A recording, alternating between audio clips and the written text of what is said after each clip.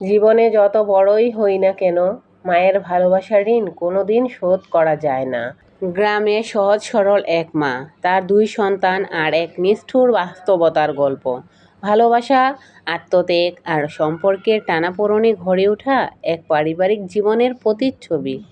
কাঞ্চনপুর গ্রামের এক সাধারণ পরিবার। মা সারোজিনী, বাবা আব্দুল করিম আর দুই সন্তান, বড় ছেলে ইমরান, ছোট মেয়ে রুবি।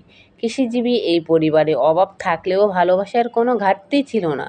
মা সকালে উঠে হাঁস মুরগির যত্ন নিতেন, বাবা জমিতে কাজ করতেন আর ছেলে মেয়েরা পড়াশোনায় ব্যস্ত থাকত। বছর 5 পর হঠাৎ করেই বাবা করিম মৃগী রোগে আক্রান্ত হন। চাষবাদ বন্ধ হয়ে যায়, পরিবারে অভাব আরও গাঢ় হয়ে ওঠে।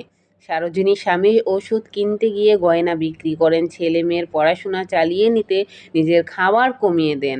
ইমরান তখন মাত্র 10ম শ্রেণীর ছাত্র, রুবি পড়ে 6ষ্ঠ শ্রেণীতে। সারোজিনী নিজে কখনো নতুন জামা কিনেননি, শীতে গায়ে পুরনো শাড়ি জড়াতেন, কিন্তু রুবির গায়ে নতুন সোয়েটার তুলতেন। ইমরান যখন কলেজে ভর্তি হওয়ার সুযোগ পেল, তখন টাকা জোগাড় করতে গিয়ে মা নিজের বাবার দেওয়া সোনার নেকলেসটিও বিক্রি করেন।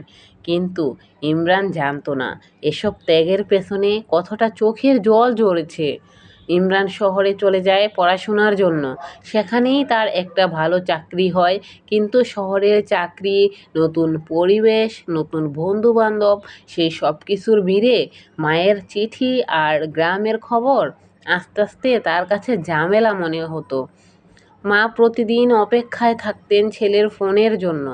ফোন এলেও হতো খুবই সংক্ষিপ্ত, ভালো আছি মা, ব্যস্ত আছি। রুবির বিয়েও হয় এক কৃষক পরিবারের সঙ্গে। সে চলে যায় শ্বশুর বাড়ি। মা একা হয়ে পড়েন। করিম সাহেব ততদিনে মারা গেছেন। এখন পুরো বাড়ি নিঃসঙ্গ। একমাত্র ভরসা ছিল ইমরান। মা আশায় ছিলেন ছেলে একদিন ফিরবে, হয়তো মা দিবসে, হয়তো ঈদে, হয়তো জন্মদিনে। কিন্তু শহরের ইমরান সেই বাড়িতে আর ফিরে আসেনি। একদিন ডাকপিয়ন একটি চিঠি এনে দিল। সেটিই ছিল ইমরানের লেখা, কিন্তু মা আর সেই চিঠি খুলে পড়তে পারলেন না। তিনি সেদিনই ঘুমিয়ে পড়েছিলেন চিরতরে। ইমরানের চিঠিতে লেখা ছিল, মা এবার ছুটিতে বাড়ি আসছি, তোমার হাতের ভাত আর ডাল খুব মিস করি মা। আর তোমার জড়িয়ে ধরে বলতে চাই, মা তোমার জন্যই আজ আমি এত বড় হতে পেরেছি।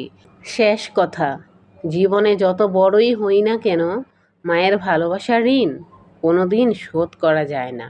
সময় থাকতে মা বাবাকে ভালোবাসুন, তাদের সঙ্গে থাকুন। এই তো পারিবারিক জীবনের আসল সৌন্দর্য। সবাইকে সম্মান ও মর্যাদা দিন। আসসালামু আলাইকুম।